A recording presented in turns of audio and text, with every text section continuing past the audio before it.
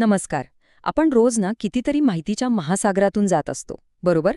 पण खरंच विचार करा, ह्या सततच्या स्क्रोलिंगमधनं आपल्या लक्षात किती राहतं? हं? पण विचार करा, जर या सगळ्या माहितीच्या गोंधळातून खरंखुरं मौल्यवान ज्ञान बाहेर काढण्याची कला आपल्याला शिकता आली तर आज आपण नेमकं हेच बघणार आहोत की एका निष्क्रिय स्क्रोलरपासून एक सक्रिय आणि तज्ज्ञ संशोधक कसं बनायचं. तर बघा, इथे ना दोन अगदी वेगवेगळे मार्ग आहेत.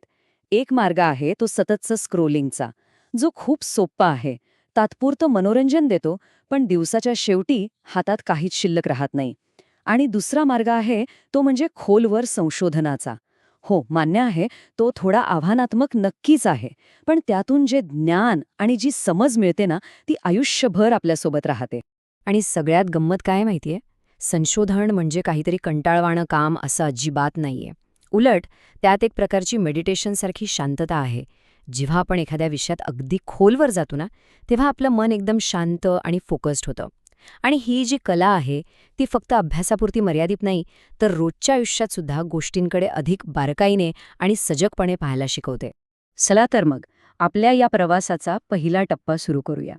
इथे आपण संशोधनाकडे एक काम म्हणून नाही बघणार, तर एक स्किल, एक कौशल्य म्हणून पाहणार आहोत. आणि एकदा का हा दृष्टिकोन बदलला ना, की संशोधनाचा कंटाळा निघून जातो आणि त्यातली मजा आणि फायदा दोन्ही दिसायला लागतात. बघा, कुठल्याही मोठ्या प्रवासाला निघण्याआधी आपल्याला नकाशा लागतो, बरोबर? संशोधनाच्या दुनियेत हा नकाशा म्हणजे आपला प्रश्न. आणि आपला प्रश्न जितका अचूक आणि स्पष्ट असेल तितकाच आपला पुढचा मार्ग सोपा होतो. चला तर मग, आपल्या मनात जी एक अस्पष्ट आवड आहे तिला एका धारदार, नेमक्या आणि संशोधनासाठी तयार प्रश्नामध्ये कसं बदलायचं ते आता पाहूया. त्यासाठी ना आपण एक फनल अप्रोच वापरणार आहोत. म्हणजे कल्पना करा की आपल्या हातात एक नरसाळं आहे. आपण सुरुवात करणार आहोत एका मोठ्या व्यापक विषयाने. असा विषय ज्याबद्दल आपल्या सगळ्यांनाच थोडीफार उत्सुकता असते. समजा आपण विषय घेतला मानसिक आरोग्य. आता त्या फनेलप्रमाणेच या विषयाला आपण थोडं अजून अरुंद करूया. त्याला एक विशिष्ट अँगल जोडूया. जसं की मानसिक आरोग्य आणि त्याचा सामाजिक आर्थिक स्थितीशी काय संबंध आहे. आणि मग शेवटी त्या फनेलच्या निमुळत्या टोकाप्रमाणे आपण एका ठोस आणि अगदी स्पेसिफिक प्रश्नावर पोहोचतो.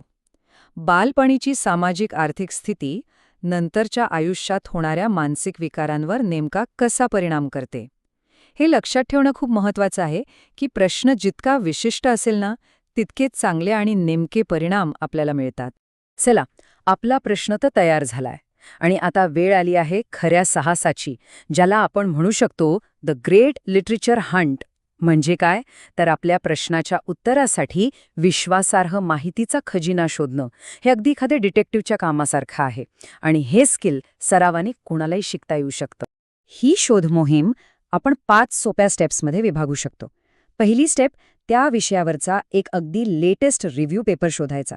हा पेपर म्हणजे काय, तर त्या विषयावर आजपर्यंत झालेल्या सगळ्या संशोधनाचा एक सारांश असतो. एक उत्तम सुरुवात. दुसरी स्टेप, त्या पेपरमधले रेफरन्सेस म्हणजे संदर्भ तपासा. यातून आपल्याला त्या विषयातले मूळ आणि महत्त्वाचे संशोधन पेपर सापडतील. तिसरी स्टेप, या सगळ्या माहितीच्या आधारावर एक नॉलेज वेब म्हणजे ज्ञानाचं जाळं तयार करायचं. आणि चौथी 5वी स्टेप म्हणजे बॅकट्रेस आणि फॉरवर्ड ट्रेस.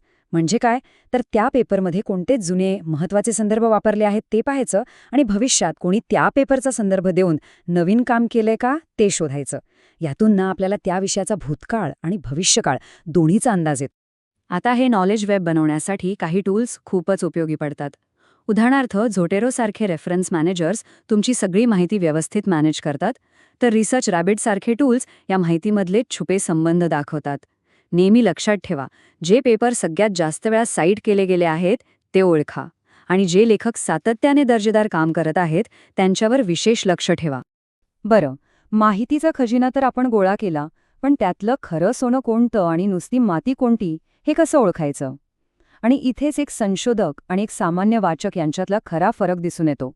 बघा, शाळेत आपण पुस्तकं वाचून माहिती जशीच्या तशी स्वीकारतो, पण इथे आपल्याला तसं करायचं नाहीये. इथे आपल्याला एका क्रिटिकप्रमाणे, एका समीक्षकाप्रमाणे विचार करायचा आहे. प्रत्येक माहितीला प्रश्नांच्या कसोटीवर घासून बघायचंय. कोणताही रिसर्च पेपर वाचताना ना ही चेकलिस्ट नक्की वापरा. स्वतःला विचारा, ह्या स्टडीला पैसे कोणी दिले, म्हणजे फंडिंग कोणी केलं, कारण कधीकधी निधी देणाऱ्या संस्थेचा निकालांवर नकळतपणे प्रभाव असू शकतो. आणि जे निष्कर्ष काढले आहेत ते फक्त कोरिलेशन दाखवत आहेत की कॉझेशन, म्हणजे दोन गोष्टी फक्त एकत्र घडत आहेत की एका गोष्टीमुळे दुसरी गोष्ट घडतेय. हे असे प्रश्न आपल्याला माहितीच्या वरवरच्या थराच्या खाली जाऊन सत्य काय आहे ते शोधायला मदत करतात. आता हे एक उदाहरण बघा. समजा एक हेडलाईन आहे, डिप्रेशन चॉकलेटमुळे होतं. हे वाचून तर खळबळ माजेल नाही का? पण लोकप्रिय विज्ञानात अशा हेडलाईन्स एक कॉमन सापळा असतो. कारण यातला एक छोटासा पण सगळ्यात महत्वाचा संदर्भ मुद्दाम वगळलेला असतो. तो संदर्भ म्हणजे हा अभ्यास माणसांवर नाही तर उंदरांवर करण्यात आला होता. आता बघा, या एकाच उदाहरणावरून कळतं की कोणत्याही मोठ्या दाव्याच्या मागे लपलेला डेटा तपासणं किती किती महत्वाचं आहे. आणि हो, एक खूप महत्वाची गोष्ट लक्षात ठेवा.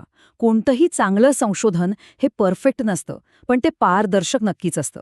म्हणजे जेव्हा लेखक स्वतःहून त्यांच्या अभ्यासातल्या मर्यादांबद्दल, लिमिटेशन्सबद्दल उघडपणे चर्चा करतात, तेव्हा ते एका चांगल्या आणि प्रामाणिक संशोधनाचं लक्षण समजलं जातं. ओके, तर आत्तापर्यंत आपण माहितीचे सुटे भाग गोळा केलेत. पण आता वेळ आली आहे हे सगळे भाग जोडून आपलं स्वतःचं एक नॉलेज इंजिन तयार करण्याची. या टप्प्यात आपण काय करणार आहोत, तर या विखुरलेल्या माहितीला एकत्र आणून त्यातून एक सुसंगत आणि सखोल समज कशी बनवायची हे बघणार आहोत.